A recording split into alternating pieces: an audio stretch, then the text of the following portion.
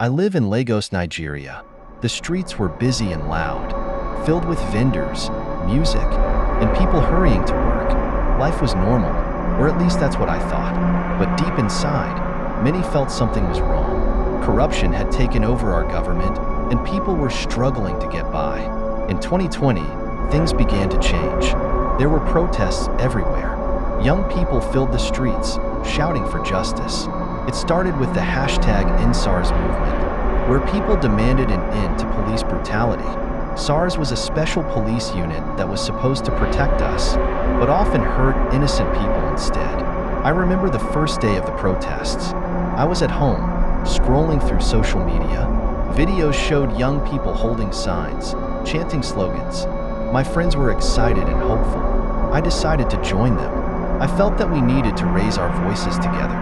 When I arrived at the protest site, I was amazed. Thousands of people were gathered, united in a single purpose. The atmosphere was electric. People were singing and dancing, and there was a sense of community. I felt proud to be part of something so big. But as the days went by, the protests turned serious. The government responded with force. Police arrived, firing tear gas and rubber bullets. I witnessed people running, crying, and struggling to breathe. It was terrifying. My heart raced as I tried to find a safe place to hide. One night, the protest became more intense. We were in Lekki Toll Gate, a popular spot for gathering. As we held our candles and sang songs, I felt a sense of hope. But then, without warning, the lights went out. The army appeared, and chaos erupted. People were screaming, and I saw friends being pushed to the ground. It felt like a nightmare. I managed to escape with a group of friends. We ran through the streets, trying to find a safe place. Our hearts were heavy.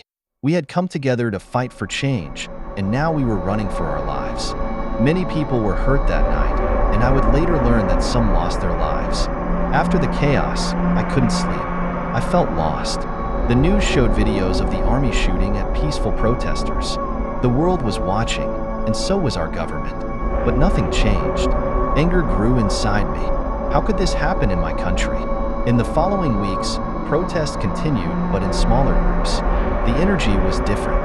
Fear had taken hold. We talked about what to do next. Some wanted to keep fighting, while others wanted to find safer ways to make a difference. I listened to their stories, each filled with pain and hope. We started to focus on our communities. Instead of large protests, we organized cleanups and support groups. We helped families who had lost their loved ones.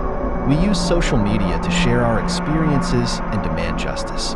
Though the revolution was changing, our spirits remained strong. Months later, I attended a meeting with local leaders.